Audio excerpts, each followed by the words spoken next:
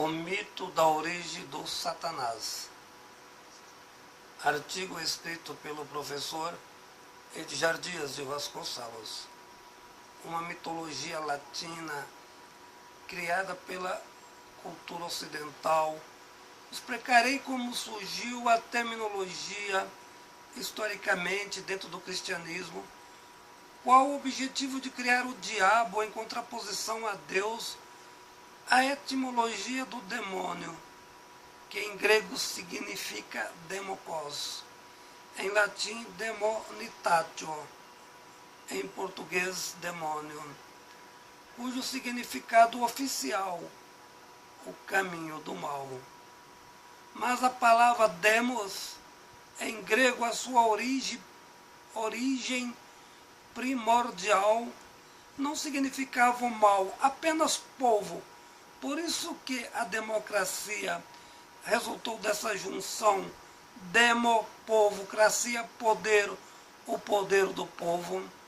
Porque essa explicação fundamental, a nobreza era considerada divina, o povo não, como a Revolução Burguesa foi realizada pelo povo, a burguesia, o terceiro estado, sendo que a mesma era considerada povo. Com efeito, pela nobreza, a democracia seria algo diabólico. Por não ser divina naturalmente, que o conceito demônio surgiu tardiamente na literatura, particularmente latina. Por essa razão explicada, a transposição do mal na composição do termo etimológico resultou-se de outra transposição, cujo conceito original vem nesse segundo momento da língua latina, a etimologia Satanás, de onde veio, o que significa a mesma coisa que demônio. Historicamente, na mitologia, Satanás, anteriormente um anjo do bem que residia no céu como auxiliar de Deus, o seu verdadeiro nome era Santo Anás. Ele defendia as pessoas pobres, sofredoras diante de Deus, sendo que Deus era intransigente. Por qualquer pecado proibia que os pobres entrassem no paraíso celeste. Santo Anás intervinha a Deus, justificando: tal pecado não é tão grave. Seja mais misericórdia, dizia o anjo. Não sou tão poderoso como a vossa santidade concederia a esses pobres do céu. Tiveram uma existência difícil na terra, muita miséria. Tenha menos rancor em vosso coração. Afinal, foi o Senhor mesmo quem criou o homem com fraquezas e limitações, quer condenar exatamente os pobres. Deus intolerante não aceitava o questionamento, então revela um mito. Já que você, Anás, defende o povo, expulsarei do céu, mandarei para a terra e será denominado de demônio, o defensor do povo. Por isso, demo igual ao povo. O povo representava o mal, o demokos. Demônio igual ao pobre, o que vem do termo grego demo. O clero resolveu denominá-lo de Satanás. O anjo perverso na terra revelou Deus: terás o direito de ter o seu céu. As almas que não entrarem aqui no meu céu terão o direito de pertencer ao vosso paraíso. Santo Anás, o anjo do bem, concordou plenamente, pensando apenas em ajudar os pobres. Fundou o seu próprio paraíso. Acabou-se o conflito entre Deus e o anjo. Desta forma definiu a história da mitologia sagrada. Vários anjos do céu uniram o anjo Anás. Eles gostavam da ideologia de Santo Anás. Em rebelião desceram à terra. Construíram um céu alternativo. Foi exatamente o que aconteceu. Um exército de almas, ainda no espaço, em outros universos, tiveram suas almas salvas. Tudo estava indo muito bem. Algumas almas ficaram com Deus, outras com o anjo Anás. Até que, em um determinado momento na Terra, os funcionários de Deus inventaram outra história, dizendo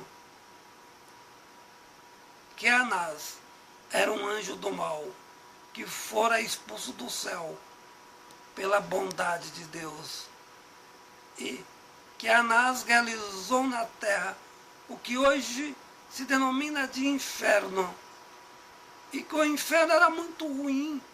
Os homens que não seguirem a orientação da igreja vão exatamente para o inferno como castigo de Deus.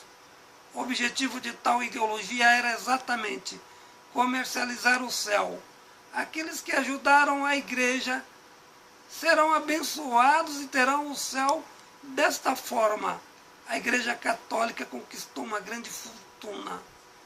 A ideologia protestante fundamentou ideologicamente a seguinte teoria: a riqueza é uma bênção de Deus. Ser rico é uma garantia do céu. Os evangélicos do Brasil, em cima da mitologia do inferno, criou a teoria da prosperidade, a hermenêutica do dinheiro. Aqueles que fizerem doações receberão a bênção de Deus, seus bens serão multiplicados.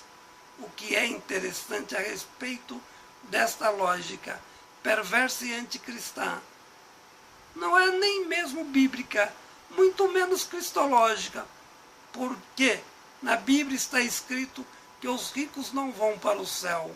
Jesus Cristo, é claro, condena todas as formas de riquezas, dizendo que a riqueza não é de Deus. É mais fácil um camelo passar pelo fundo de uma agulha do que um rico ir para o céu. Jesus justificava por um simples motivo: a riqueza resulta da exploração do trabalho operário. A exploração é um roubo, insere dentro dos 10 mandamentos.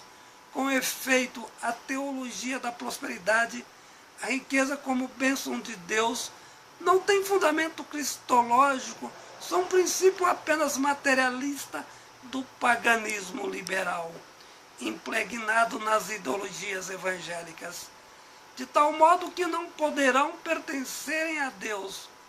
O mal a respeito da ideologia, o anjo Anás, denominado de Satanás, popularmente por demônio, também não quer os ricos no seu paraíso.